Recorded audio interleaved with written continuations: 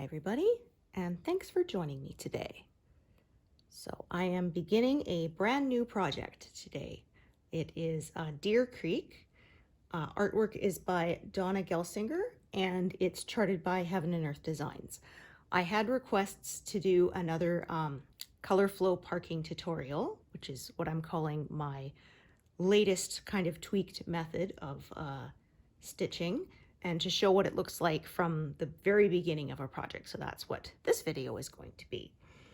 My big guidelines for stitching in this method is I follow the color motifs, and I try to not close in any stitches on all four sides, and I try to stitch already attached to other stitches on at least one side. So I don't do stitches that are sort of floating off by themselves, as I call them. Because I find if I don't leave gaps, I'm less likely to make mistakes, and I find that my finished work is just a little bit neater. When a stitch is sort of surrounded on all four sides, it can be harder to get your needle up there, and so I basically sort of start from the left, and I just grow my way out towards the right and down, kind of like just spreading out from there. So one side is open, and it just keeps connecting to what's already there. So I used to stitch diagonally, and then it kind of just morphed over time into this method where, like I said, I let the colors guide me a little more, whereas before I was trying to be a bit more diagonal. So, right, so starting with black, 310.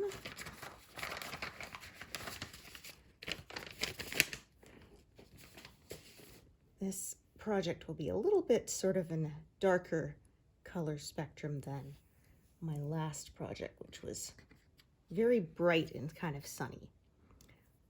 All right, so where I'm going to start now is I'm going to work across this whole area to begin with. That's sort of the biggest motif. It's what's, leftmost and uppermost, because I always start in the upper left corner. You can, of course, start wherever you wish and adjust accordingly. Some people prefer to work from the right, some people prefer to work from the bottom up. It's totally up to you. This is just how I do it, and you can, of course, adjust and tweak and get it to how you like it. All right, so these are my grid lines here. I sewed them on myself. I use a Sulky Sliver monofilament thread. I'll try to remember to put a link in the description. It's very thin, kind of like a ribbon almost, and you can't pierce it with the needle. So I find that that way when you want to pull them out when you're done, it just slides right out really easily. It's really nice. I refuse to work without a grid because it makes counting just that much easier. I never have to count higher than 5 kind of thing, because I can count from one side or the other. All right, and I do all my starting and stopping of threads from the front so that I don't have to turn my work over. I have a video about that, and I'll try to remember to post a link to it. But yeah, I found that just made things easier. It's a lot faster, and depending on the stand or whatever you're using, flipping your work over can be sometimes a bit of a pain. So the only time really that I look at the other side of my work is if I get a knot. Which of course does happen, but not too bad, hopefully.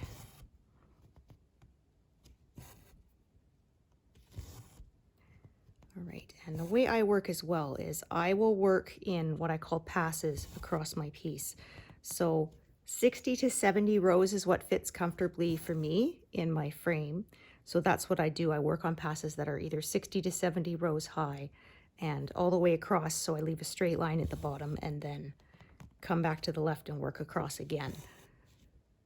You can, of course, choose to feather the bottom edge if you prefer, but I have never had a problem with lines, so it's totally up to you. What I do is I divide the piece by 60 rows, and if there's any remainder rows, I sort of put those at the top. So This one is 500 stitches high, and so when I divided it, I ended up with, 480 and then 20 remainder. And so those last 20, I'm adding to the first two passes. So the first pass will be 70 stitches. The next pass will also be 70, so it brings you to 140. And then after that, each subsequent pass will be 60 rows. I find it easier to add it to the top because obviously as I get further down, there's more fabric rolled at the top and sort of less room to work below it. So I find it easier to add it to the top. Of course, if you wished, you could also just leave those 20 rows to the end and do a short pass of 20 rows. It's, like I said, up to you. That is, of course, just how I do it. But like I said, make the method your own. It's your work, so.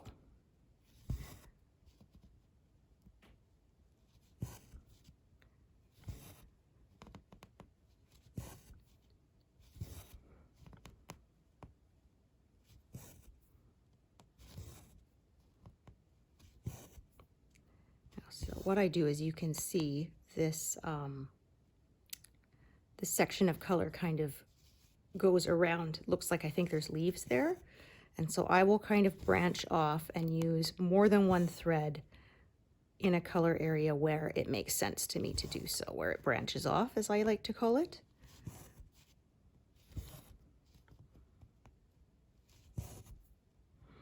And in this method, I will leave multiple needles. I'll have them live in an area where I'm working, and that way I don't have to rethread quite as often.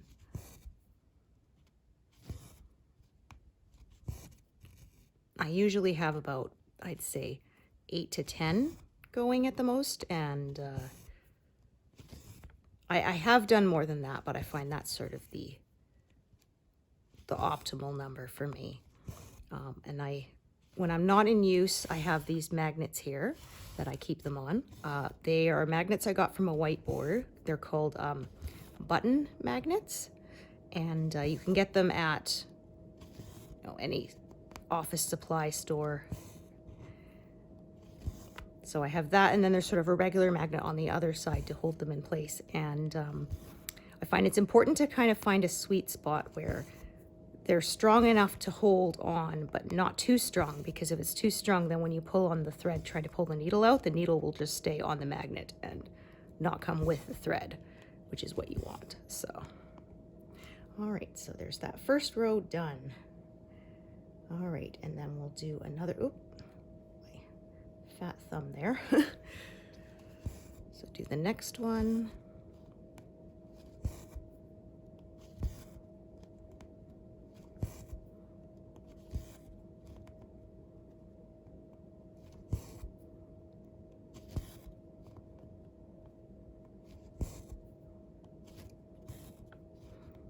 So as you can see, I stitch two-handed.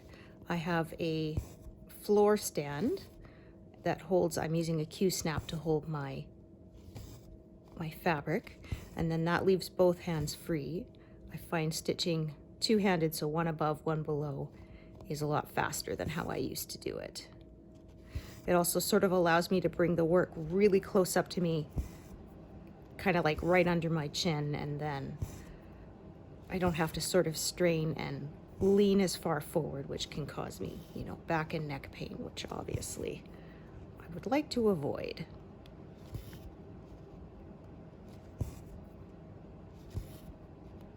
It took me about a week to get used to stitching two-handed. So I'm right-handed, so I have my dominant hand underneath and then my left hand on top, because I find it's easier to find the holes from the bottom without looking right, using my dominant hand.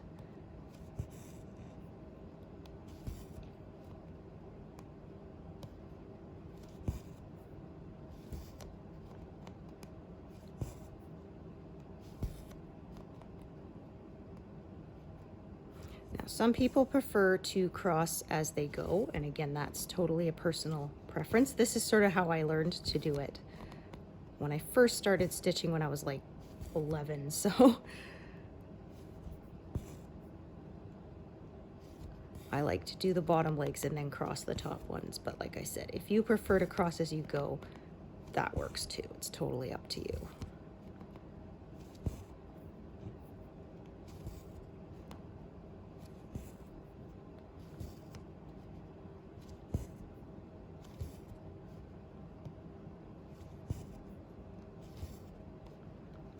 Okay, so the first strand is going to run out pretty soon. And I like to finish my threads with a pin stitch like 99% of the time. I find they're very secure, and if you do them correctly, they kind of almost disappear into the fabric. So I will obviously, though, if it's a dark color, I will only pin stitch in an area where I know I'm going to be stitching other dark colors. So I will stitch sort of a few, or finish it kind of a few stitches away. I find a thread, so there's threads that go kind of vertically and threads that go horizontally. Now you can use either. I just prefer to use the vertical threads myself. So some people will do a vertical one and then a horizontal one. I just do 2 vertical ones. Again, it's up to you, but you bring it up in the center and then kind of bring it down, and it should kind of almost disappear into the fabric. It's almost invisible. And then once you stitch over it, you won't be able to see it, and stitching over it makes it really secure. I found it even more secure than doing the normal drawing it through the backs of other stitches. I found this even more secure. So, and then I can cut without flipping my work. I pinch the thread, and then I just carefully clip below it so that I don't accidentally cut a thread that I don't want to, because obviously that would not be good. So it leaves about a centimeter long tail on the back, and like I said, it gets stitched over by subsequent stitches, and it makes it very secure, which I discovered when I messed up and I was trying to pull stitches out. It was very, very difficult to get that end loose. In fact, sometimes I've just cut it and pulled stitches out and left the pin stitch in there because it was that buried in there that it was not coming out.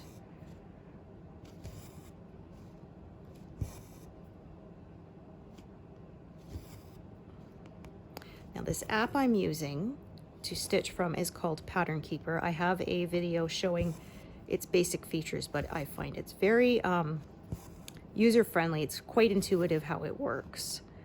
And it was designed by a stitcher.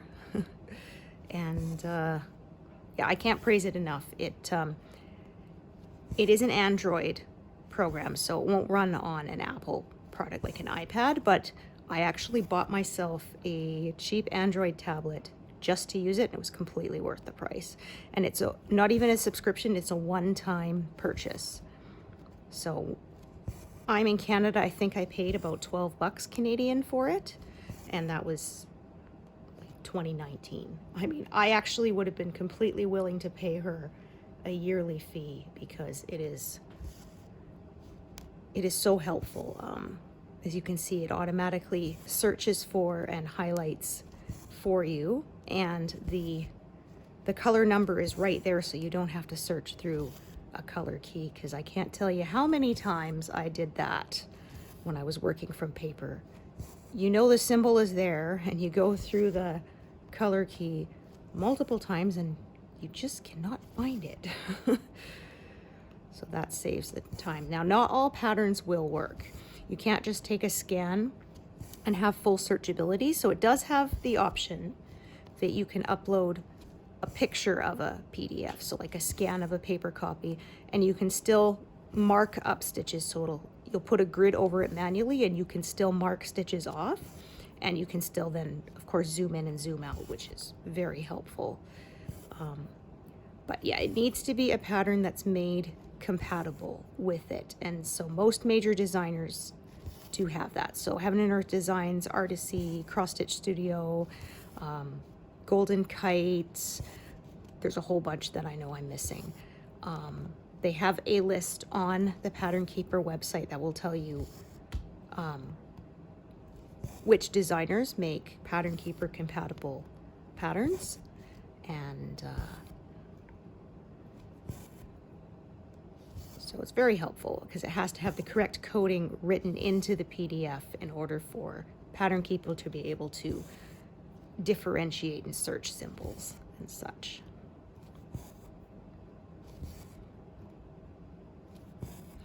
And you know, most places, major cross-stitch designers will have like a freebie, so if you want to try it out and see how it works, you can download one and input it into Pattern Keeper and then sort of see for yourself. And Pattern Keeper has I believe it's a 7-day free trial, so you can give it a whirl and see if it works for you. So my husband has a Samsung phone, and I borrowed it just to do that. And after playing around with it for about 5 minutes, I was like, okay, I'm buying a tablet for this. It was worth it.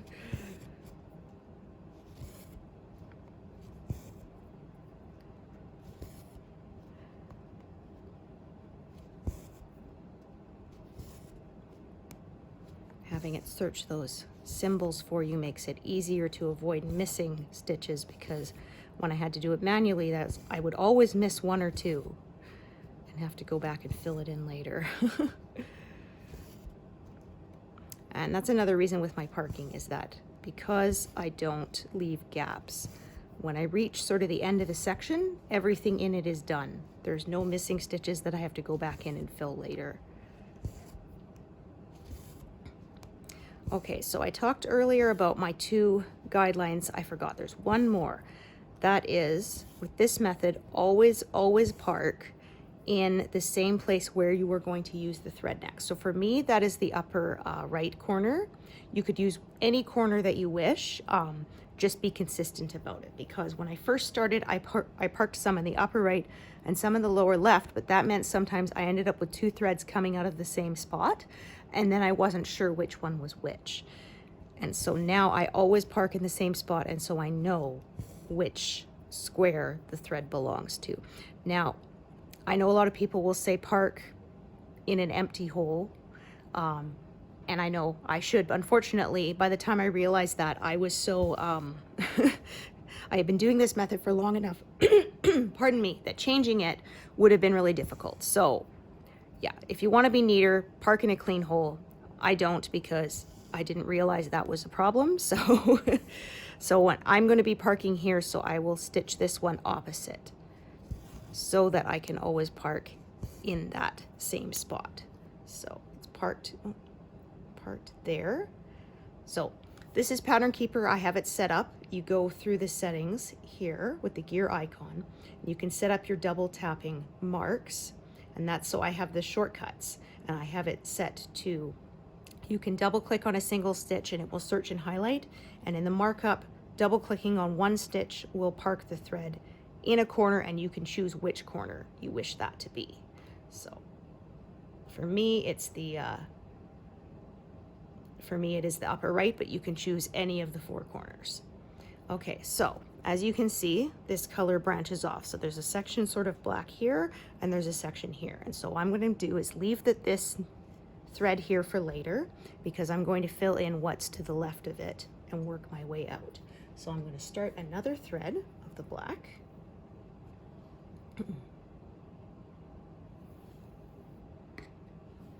Now I normally start sort of from the right and work my way left, but you can also work from the left back, you know, left out and back if you wish. Sometimes I will do that if there's sort of a bunch of threads that go this way and then it's a skinny bit kind of carrying down from the bottom. It's completely up to you. So this one is a fairly large section. It's most of this square is in black. So I'm just going to start from the right, because I know I'm going to be using up probably this whole thread anyway. So that's this row here. So loop start, just catch it like that, and then go right back down, and then when you tug it, it pops to the back, and no need to turn the work over. I did not invent that. Someone else did. I'm sorry, I can't remember whose video I saw it. But yeah, really useful. Oh, there's a knot trying to form. We aren't going to allow that. So as I stitch, I will kind of, at the back, kind of feel with my finger every few stitches and just make sure that everything is smooth. And that way, if there is a knot or a snarl, I will catch it before it becomes a problem, because once you have stitched through a snarl, undoing it is basically impossible and you have to cut the whole thing out. Because I don't want lumps on the back of my work.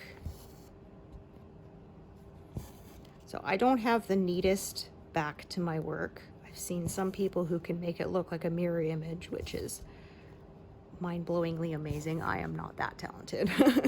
My backs are fairly neat. I say they're not the neatest, but they're not the messiest either. And like I say, no one's going to see the back once it's all finished.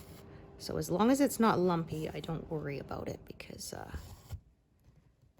yeah, lumps can make it obviously not sit nicely when it's finished.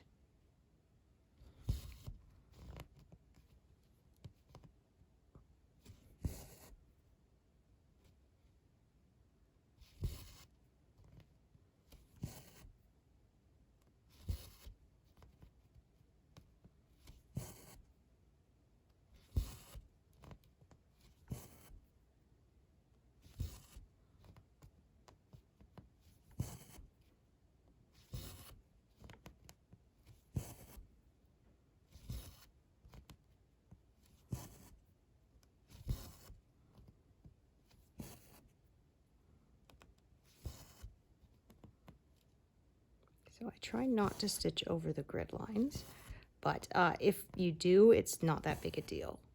Because like I said, this thread slides out really easily. I've never had a problem. I think I've now stitched 4 projects with this kind of gridding, and I've never had difficulty removing it.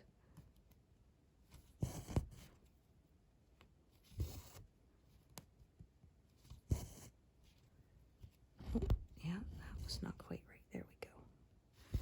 Now it's smooth. Yeah, I felt that with my finger at the bottom and realized. So I could continue stitching with this black if I wanted, because I won't be closing in any stitches, but I'm going to switch colors just to kind of give my arms a break. I have to be careful not to give myself sort of a repetitive stress injury, so I find that sort of stopping to switch colors helps prevent that. Okay.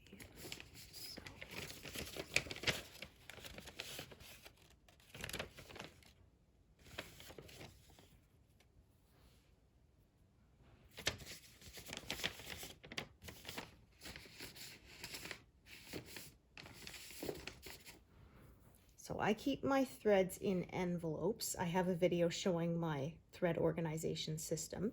So I keep the threads in envelopes, and I have little thread cards that I use. And when I'm using a color a lot in a section, it will go out into a working tray that I have so that I don't have to keep pulling envelopes all the time.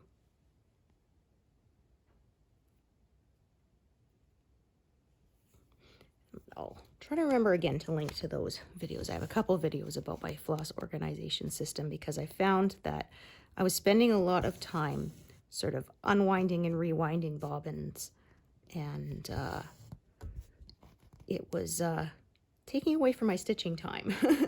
So I decided I would find a better way. Plus this way I don't have kinks left in my thread.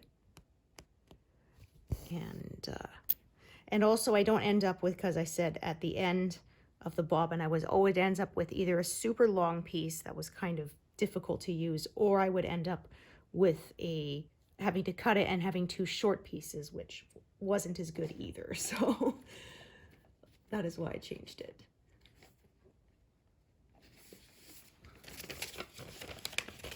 So I was talking about, I have the thread card, so it has the color number written on it. I used just an old cardboard cereal box I cut up, and all the little extra threads go there, so that way if I need a small piece, I can just easily pick one out of this lot or get a whole new piece. That way those pieces don't get wasted. I could use them later because they'll always be somewhere later in the pattern where I'll have a single lone stitch off by itself or something. And then that way those little pieces are perfect for that. Okay, so this here is a leaf coming in, and as you can see, it kind of outlines and branches off, and I am going to branch off with this one. So I'll be taking this thread here and doing those.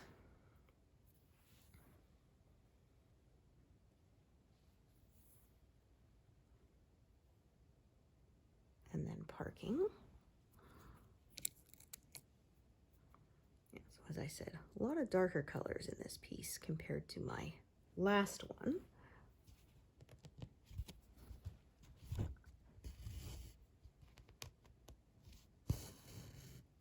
So if you prefer, you know, you could take your loose threads and kind of wrap them around the button magnet to hold them more taut.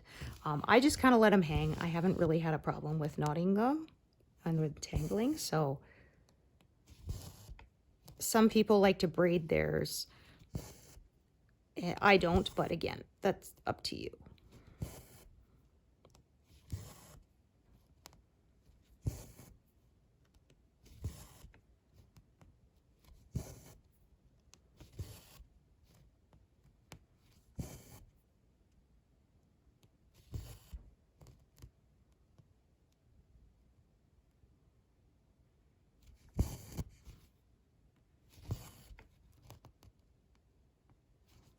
And again, always parking in that same upper right hand corner.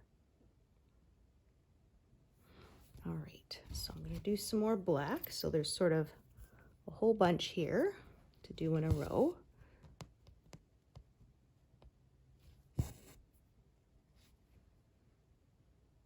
These colors here are kind of similar at first. Harder to tell the difference between the colors, but I do know from experience that the shading will be worth it. Even if it's hard to see close up that their colors are different, when you see the whole thing at once, it will really pop.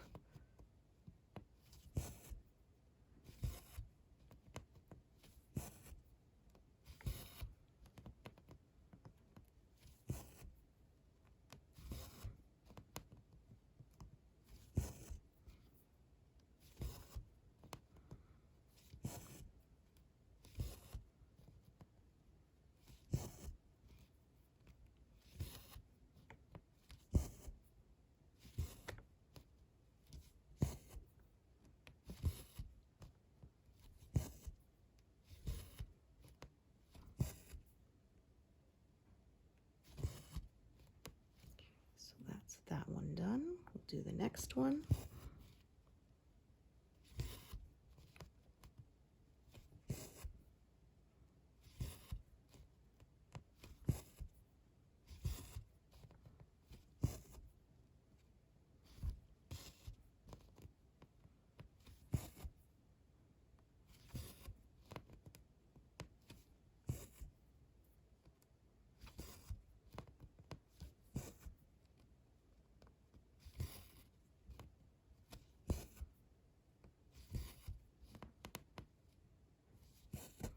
Oh, that's not good. Yeah, there we go.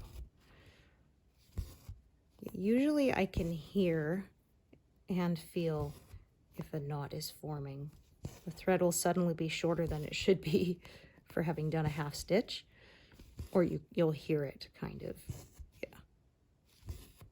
When you try to pull through, it kind of makes this louder scraping noise, and you'll realize, yeah, something is not right.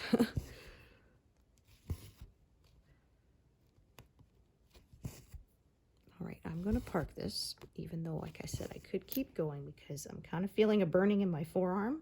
So I know I need to, just stopping a little bit to switch colors kind of gives my arms enough of a break that prevents me from hurting myself. So I'll do that one here. I'm not going to do this stitch yet because it would be, as I say, floating. It's not connected on one side. I don't count the corner as being connected. So I don't want to close in sort of the stitch above it, the stitch beside it. So it's going to sit there and wait until I am ready to do the next one. So I find, again, just that little break enough of changing colors, it does make a difference. I discovered, because one time I stitched a big block of color that was like 600 stitches and it was all basically one color. And the next day my arms were absolutely burning and I couldn't stitch anymore. And another day I managed to stitch the same number of stitches, but it was more confetti heavy, more colors. My arms were fine. So it was those little breaks of stopping to change colors which kept me from doing the same exact motion over and over.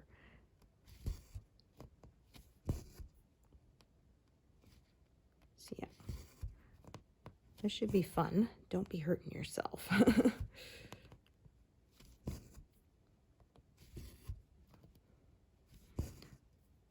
so yeah, I was right. This thread would run out before I ran out of stitches. So what I'm going to do is,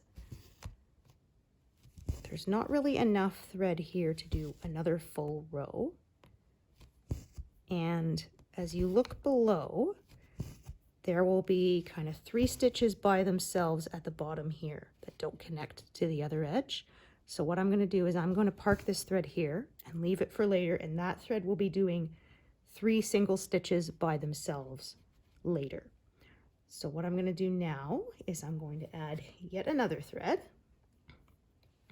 And where do you think I'm going to add it next? That's right. So I'm going to go now from the left side out, because where I start a thread and stuff will depend on where I want it to end up. And I want it to end up on this left-hand side because, as you can see, the color will then continue on down along this side. And I don't want to be carrying across a big area on the back, wasting thread. And especially when it's a really dark color like this, you know, it could show through.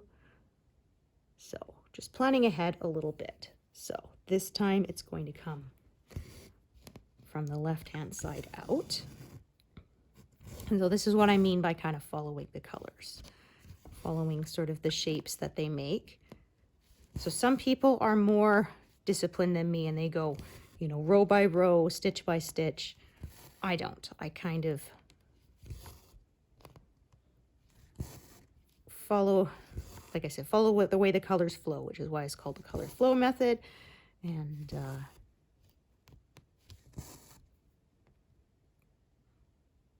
it makes sense to me anyway. Kind of an organized chaos.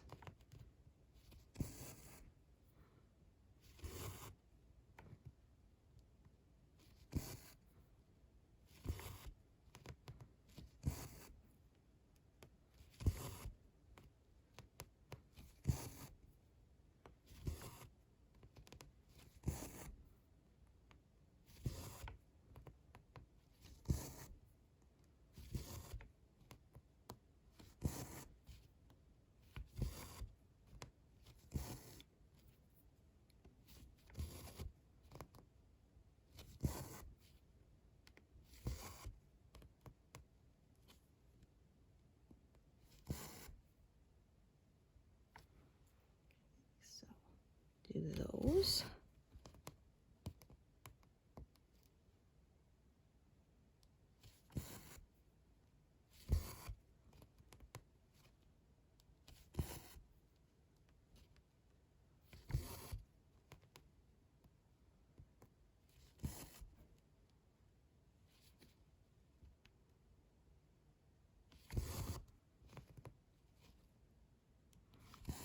The reason I kind of changed where I was working more in diagonal strips, my last project that I was working on was a peacock, and he was standing and all of the stuff was going sort of the opposite direction of how I like to stitch.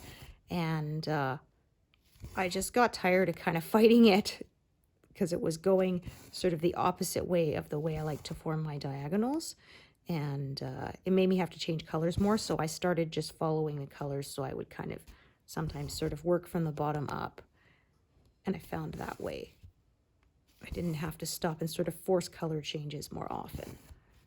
It made things go a little bit faster while still staying mostly, you know, neat and tidy and in order.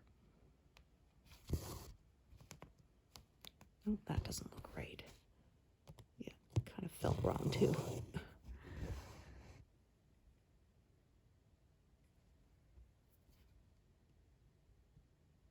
There. Yeah, there's kind of too much resistance on it, which meant I had pierced the fabric instead of going through the little pre-made hole. So this is Aida that I'm stitching on, obviously. Be a little different if you're stitching on something else, but that's what I like to stitch on. All right, so I've done those. So I bet you can guess what I'm going to do next. That's right, so I'll do these 3.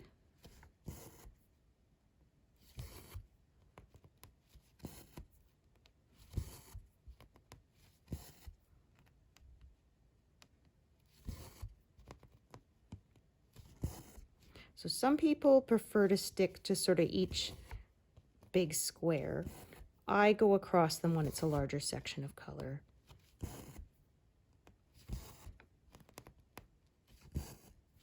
All right, so I did those 3, and then make sure I'm in the correct mode here. Do 5 coming down this way. And then we are going to stop and change colors again.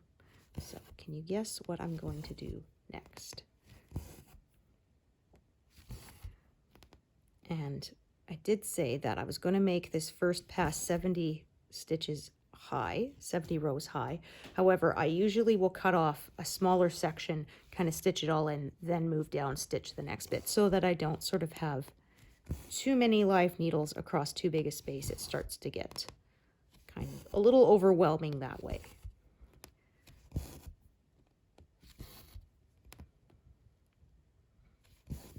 And then just cross-checking with my grid lines. Yeah, there's 4 stitches below it, which is what it should be before the next grid line.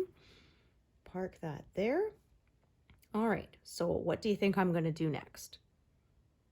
I'm going to do this color. So one strand is up here. It's going to come down and go back up and continue to branch off down this way. I'm going to start another strand that is going to go and work along this way. So let me grab another one. This kind of green, greeny gray color. Very dark one.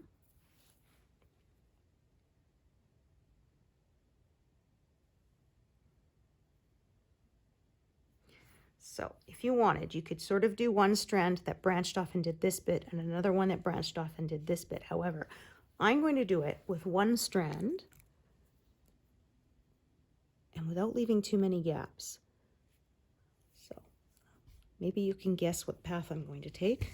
Maybe not, but we'll do this journey together and you will see how I plan to do this. So as you get more practice, you can figure out how to plan your paths to make sort of the most efficient use of your thread that you can.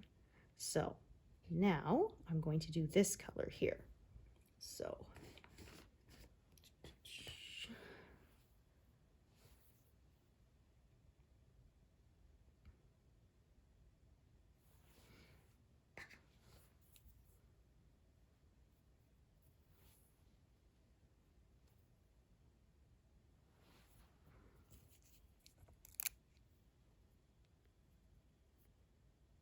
I buy my needles in bulk. They're just a cheap, like, no-name brand off Amazon. I buy a tube of about 100 of them, and then it lasts me for a couple of years. I change them out as they, of course, get tarnished and rough. So I stitch that one in the corner there, that one in the corner there,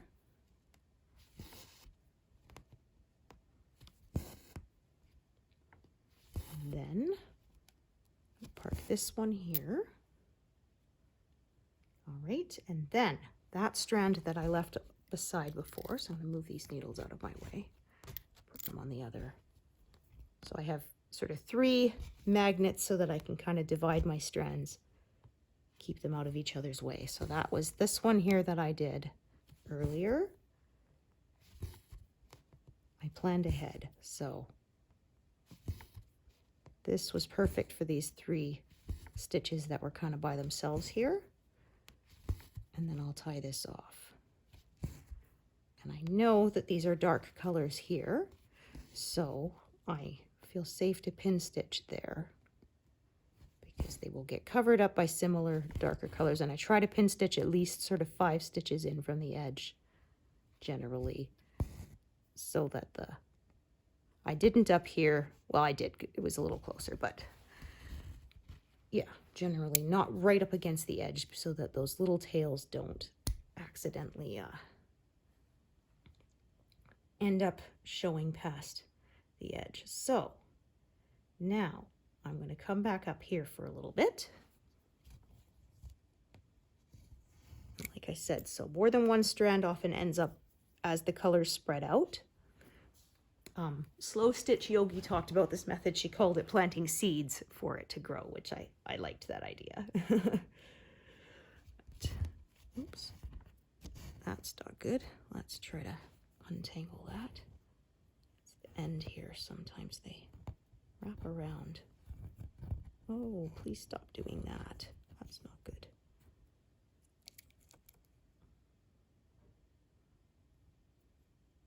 Let's see if I can get you to... There we go.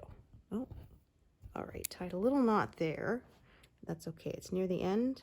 We'll just clip and remove it. Not a problem.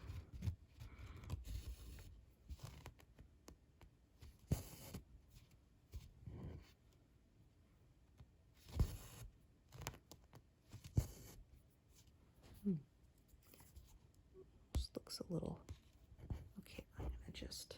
Probably from it trying to form that knot, it pulled a little unevenly. So I'm just gonna kind of smooth that out again.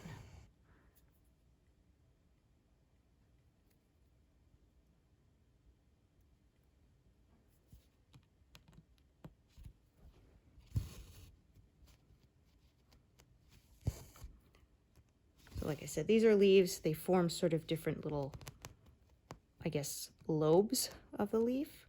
Can't really say petals because they're not flowers.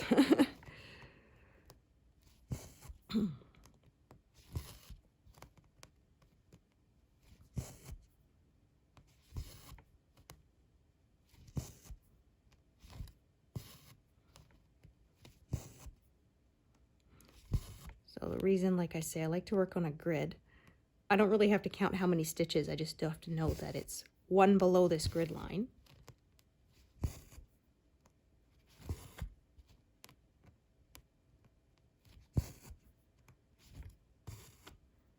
And when I do make a mistake, which does happen, definitely not perfect, the grid lines can help me to figure out where I went wrong more quickly. Some people prefer to draw theirs on.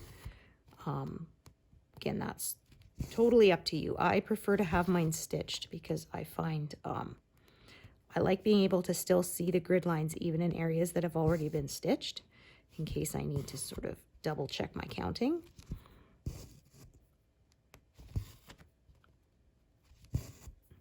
And warning, do not use mechanical pencil to grid. I have seen people who have done that, and in the light colored areas, they could not get the pencil to come out. So there's disappearing pens that they have for quilting and stuff. People use those.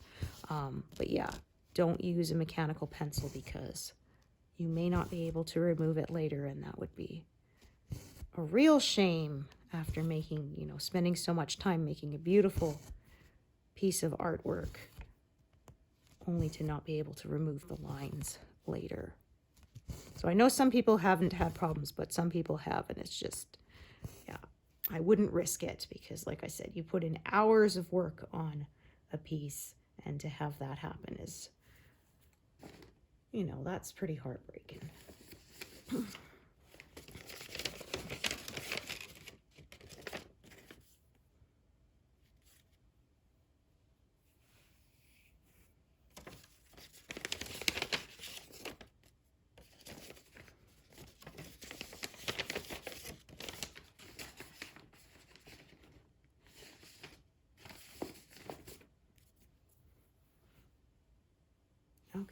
So, as you can tell, this is going to have more than one thread. It kind of branches off. You can probably guess by now where I'm going to do this one, right?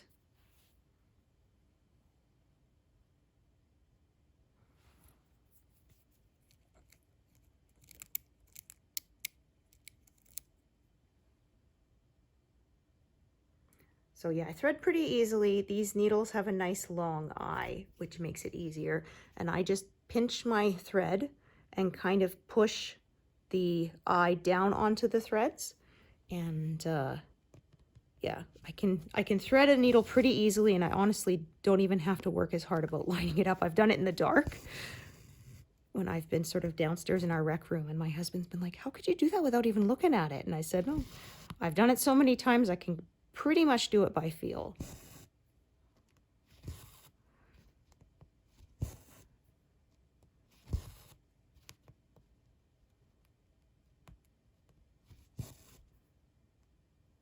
So I did these two, and then I'm going to park it right there. And then time for another color.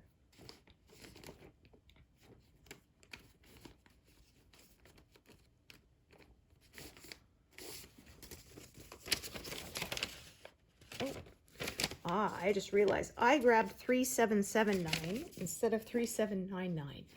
And that was the wrong color because it's a pink. And that's another nice thing. Pattern Keeper fills in the colors automatically for you. So I went, that is not correct. That's not supposed to be pink. It's supposed to be gray. So that's another thing that's really nice because, yeah, sometimes we can mix up those color numbers. And that would not be good. So if you have a supported pattern in Pattern Keeper, it puts those in there for you and does that work for you. So you can realize if something does not match.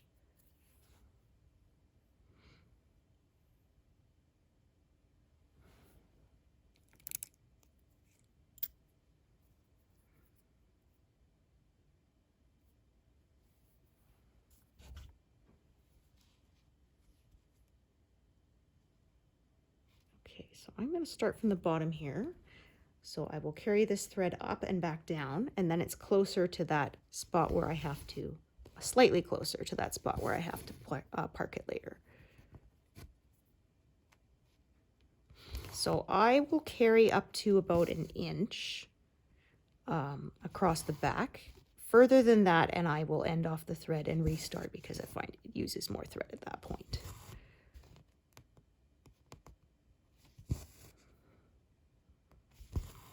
Some people are more strict than me and will only go 5 spaces. There's one who said they only went 3 spaces away. They're definitely more disciplined than I am.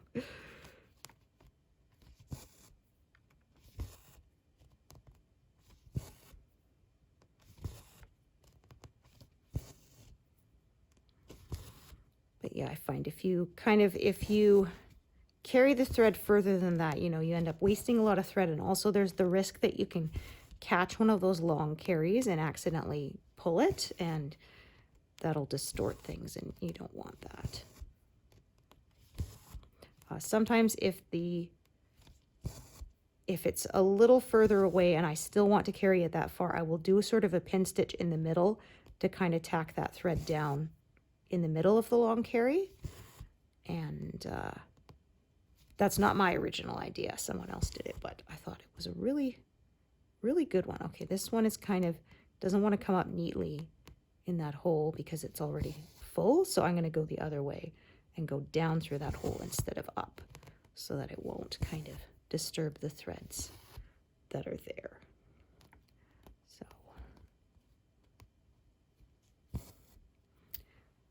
So that's there. Right, and another color.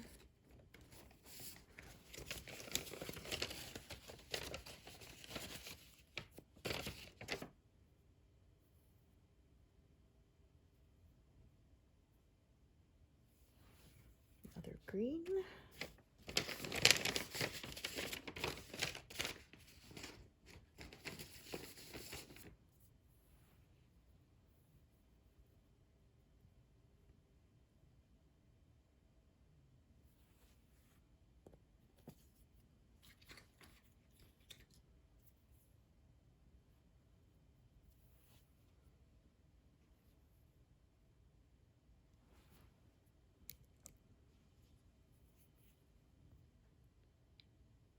So I'll show you what I mean by a tacking kind of stitch.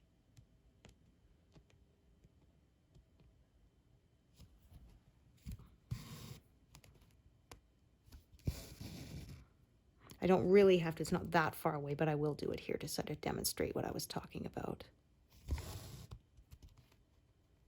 So I did this one in the corner, and then sometimes I'll just sort of do one little pin stitch on the way to where I am parking it next. And just making that carry kind of tacked down a little bit so that I don't accidentally pull it later. All right, so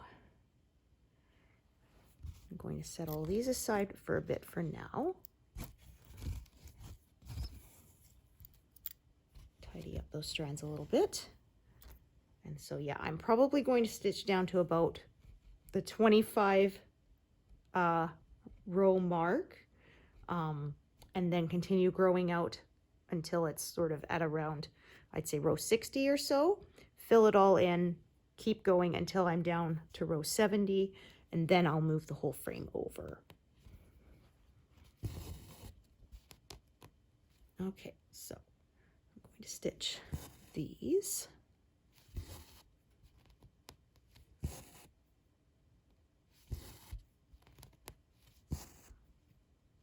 So most of the time my threads will kind of travel downwards, but sometimes they travel up, just sort of depending on the shapes they make on my work. So they can branch out and kind of grow in any direction you want them to. It is up to you.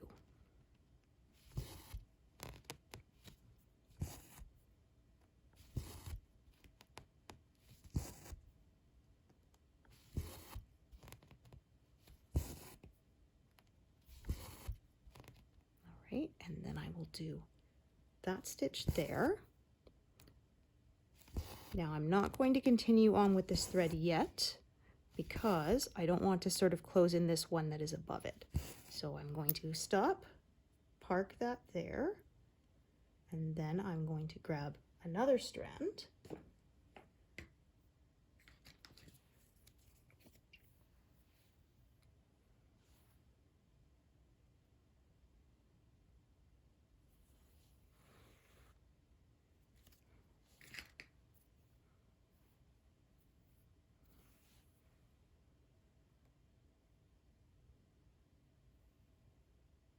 So again, this color kind of goes around, but I'm going to do it with one strand. Let's see if you can figure out how I'm going to do that.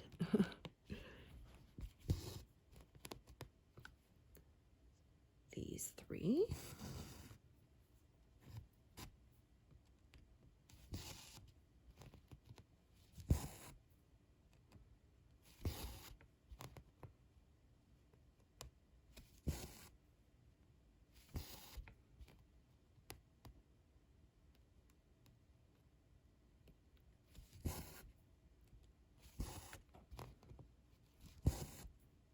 And again, stitching the opposite direction this time so that I can always park in the upper right. That's sort of my one rule that I never break. My other ones, occasionally I will break them, you know, do a stitch that is floating off by itself or close one in.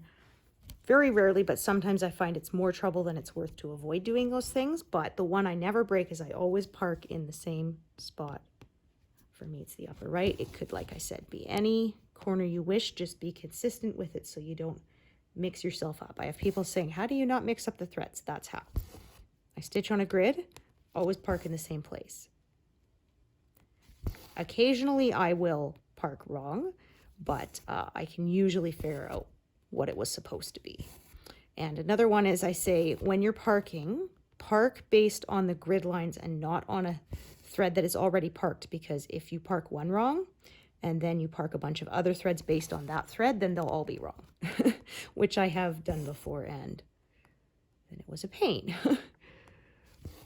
But if you park wrong, I find I use the eye of the needle to sort of bring it back down through where it came up and repark it in the correct spot. Worst case scenario, I had one where I couldn't figure out where I went wrong what I did was I unparked, I tied off the threads, and I just started over again. But that's maybe once or twice in years of stitching that I ever had to do that. It's very rare. Usually I know which color thread I'm picking up, because once I've stitched with it for a while, I know which color it is just by looking at it. So that if I did park something wrong, I can fix it. So again, there's that. And then park that one there. And then we are going to do a bunch here at once. So hopefully this is becoming more clear to you and less confusing.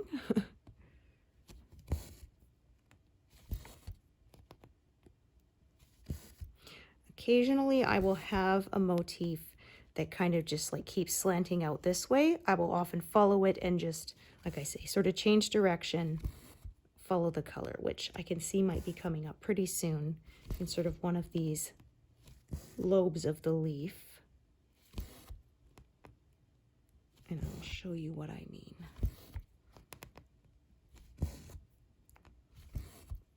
So you can be more strict and change colors more often, or less strict. It's, again, up to you.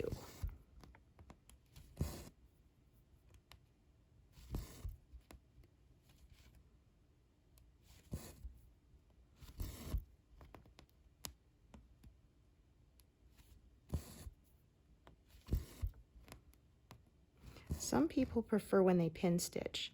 Say they will pin stitch sort of in the stitch they're working.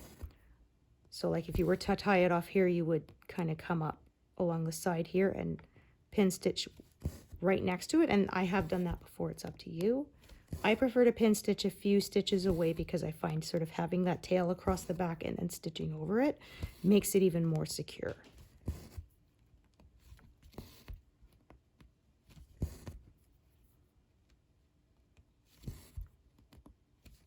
Right, and then park that there.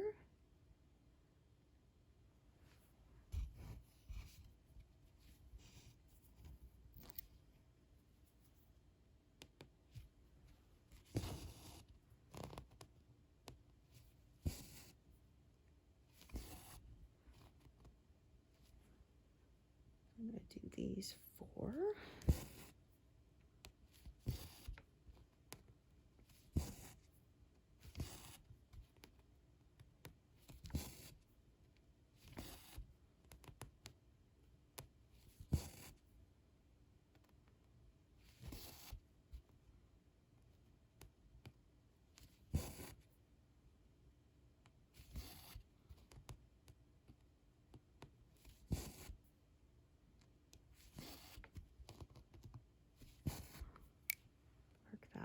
There. So that way I didn't need to do sort of an extra strand. So this one, what I'm going to do is I'm going to do these 2 first.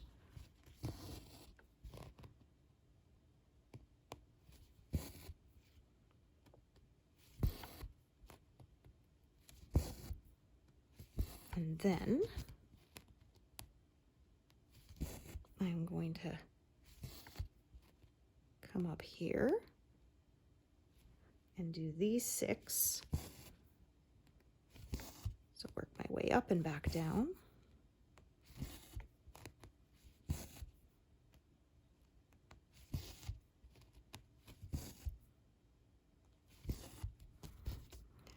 So sometimes I will cross as I go if I want the strand to sort of end up on the opposite side of where I started, because normally how I do it, like I said, I do the bottom legs, then I come back and do the top legs, and so the thread ends up back where I started. But occasionally I will want the thread to end up on the other side, and then I will cross as I go. The back won't look perfectly consistent, but like I said, I'm not too concerned about the back of my work as long as it's not lumpy, which that does not make it lumpy. So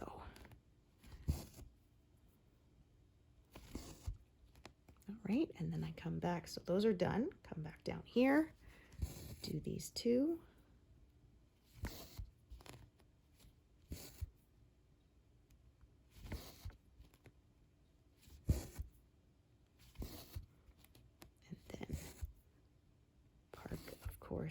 in the upper right, as always.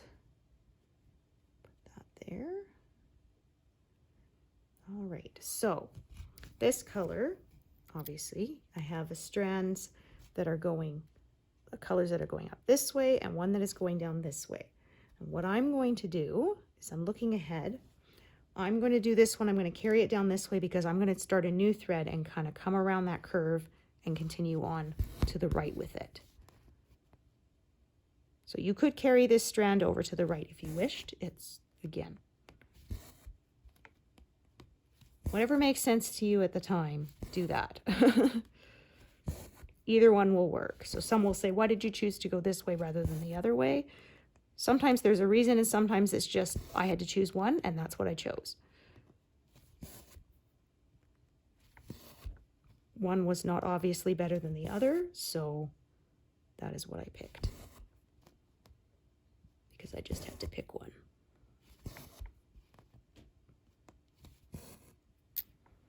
All right, so that goes there. So then take this color. So this one, like I said, because I don't want the thread to end up back at the top, I want it to end up at the bottom. I'm going to cross more as I go with this one.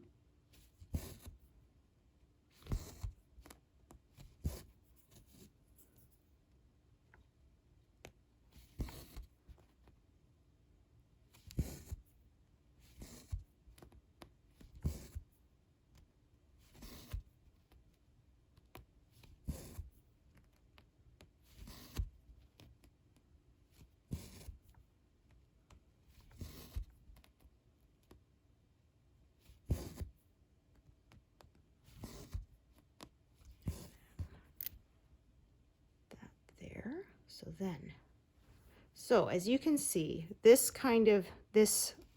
lobe of the leaf, it starts to slant out that way. And so I'm going to start following that a bit more now.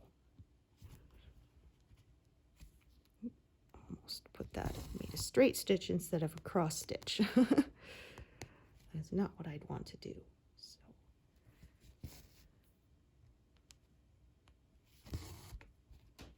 So sort of this is where I kind of deviate from my original method, which was I was always doing the ones that were above and to the left before doing the stitches that were below and to the right.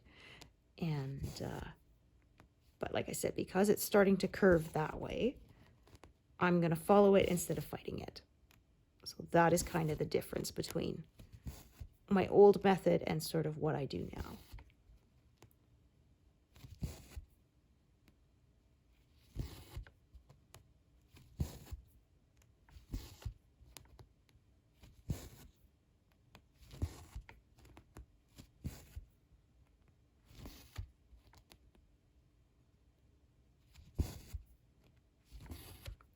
See, that detail is starting to show up in these different colors.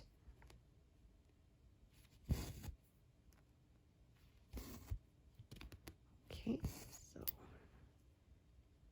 put that there. So I could sort of stitch a couple stitches and then a couple more and a couple more, but instead I'm going to kind of do that section and kind of start just following it out. So grab the next color, which is 520.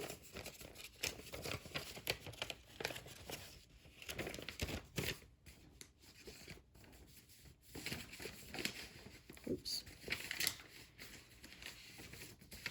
Envelope didn't want to stay closed there.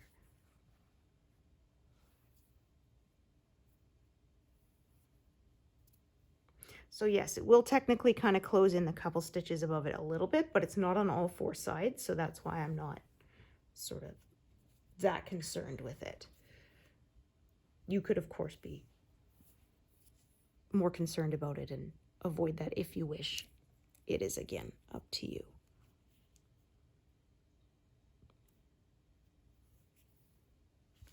So, but this way, I'll just sort of do a whole bunch at once, and then, like I said, sometimes if my arms are hurting, I'll stop and change colors more often, and then that. Sometimes I won't. It just depends.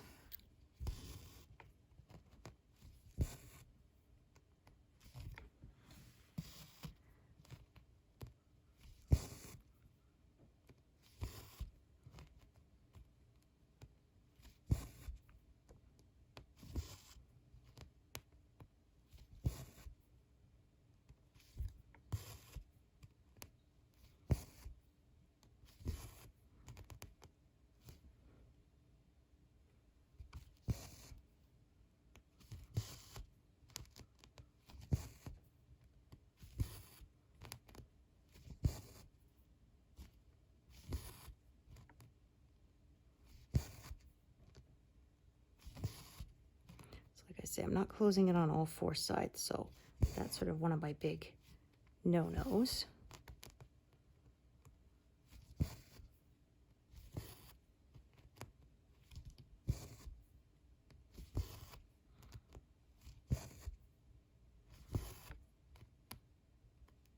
I also find with this, I'm not stopping at sharp straight lines, so less likely to have lines in the finished work. I've never had a problem, but you know, it can sometimes cause issues, and so I find kind of following the line of where the color ends. If there was a tension line there, the color change would kind of hide it. It wouldn't be so noticeable.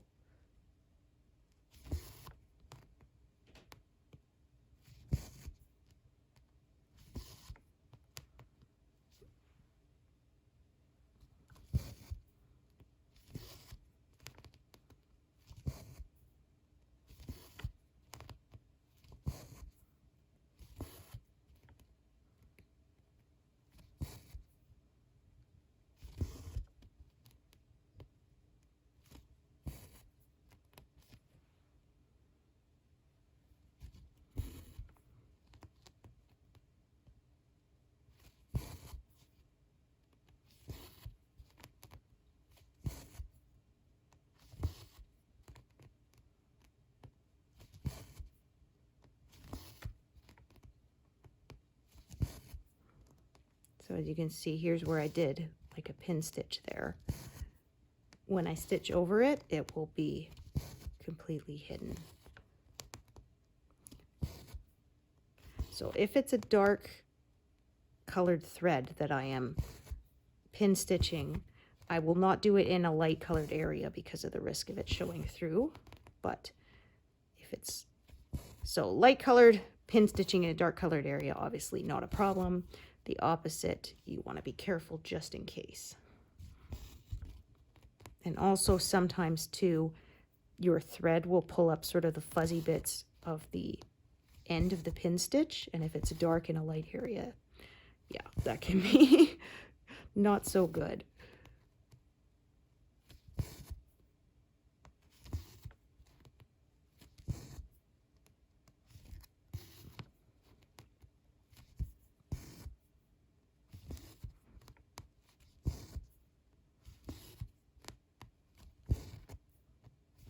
So as you can see, sometimes I form kind of unusual shapes because of following the colors. So that's kind of where this method differs from my previous when I first started this channel back in 2021, I think.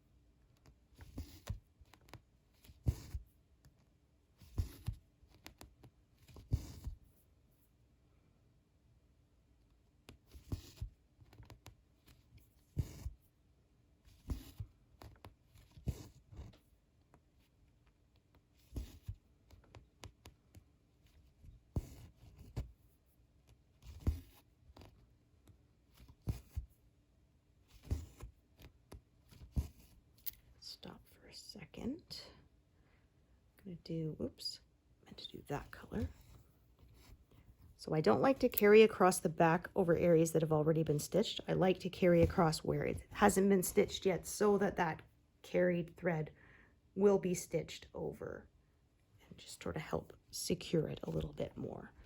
So that's why I stopped to do this one.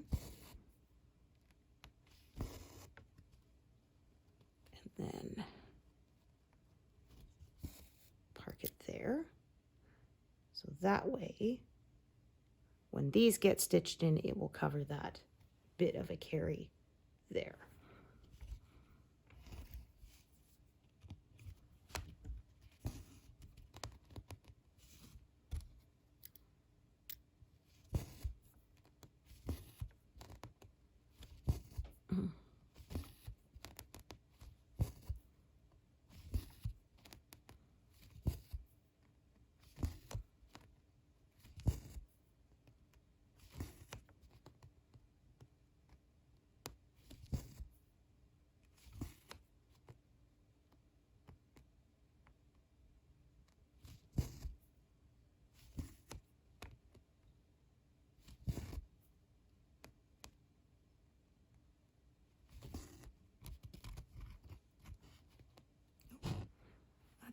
right, did it?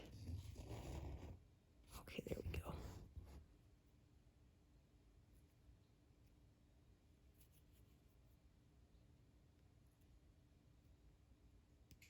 Yeah, that's two. When the thread gets worn out a little bit, it can be harder to push the eye of the needle onto it. So you just have to kind of trim it and give it a nice cleaner edge there. That will go through nicely.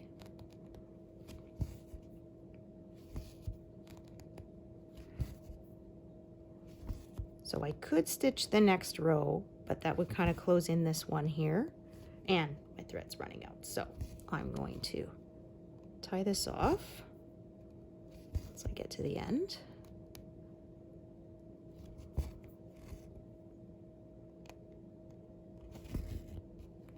But yeah, you can see there was a pin stitch there. You cannot see it now. It is completely covered up.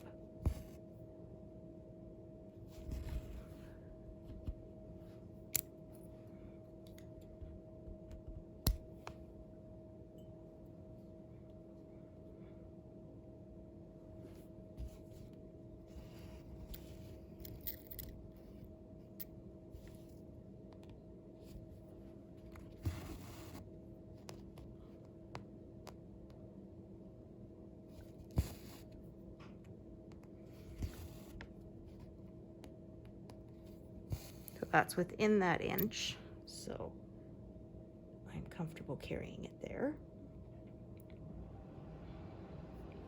Right.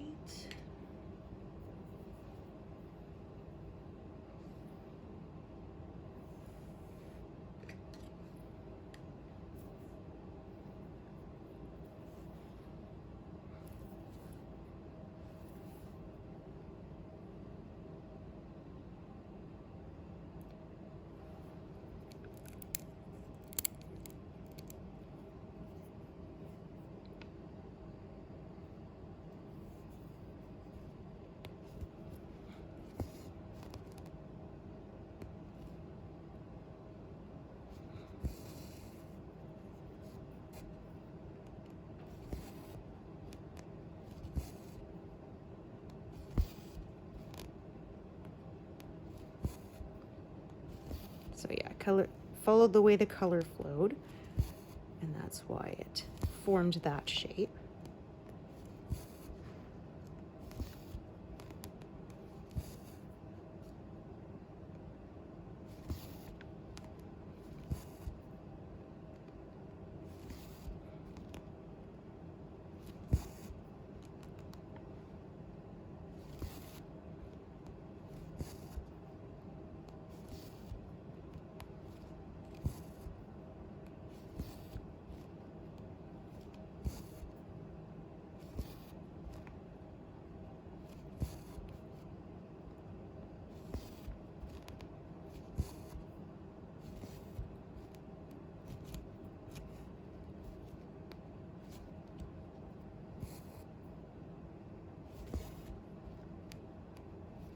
So I have a couple choices here. I could sort of do the ones that are next to it here.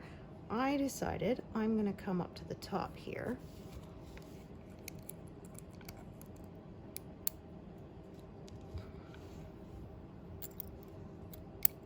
I thought that one was still threaded.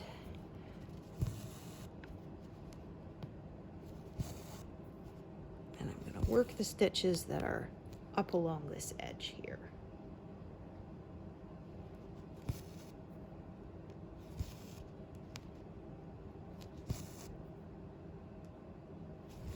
So, not closing it on all four sides, which is, like I said, one of my main guidelines. So, it does kind of close in the stitch above it a little bit on three sides, but I don't worry as much about that. These stitches are connected on one of the sides to existing stitches.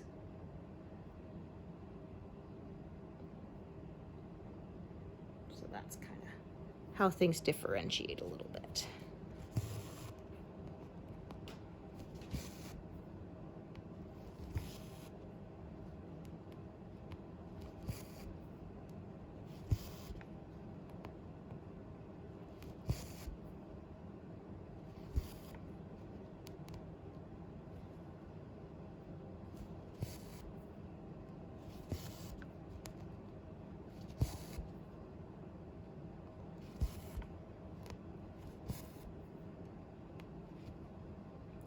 these, but I will not do that last one because it is not connected on one of its sides.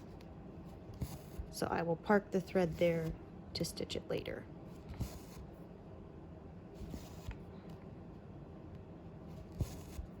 Some people would prefer to finish that stitch off first. Again, up to you. Just making sure that's correct. Yeah, felt a little off, so just double checking. And then I would take this next color and stitch a little bit there, then stitch some more, fill it in. So hopefully you start to get the idea there. If you have any questions, please feel free to drop me a comment. I'll do my best to answer them, but I hope that makes it clear. And thank you so much for joining me. All right, thanks everyone. Bye.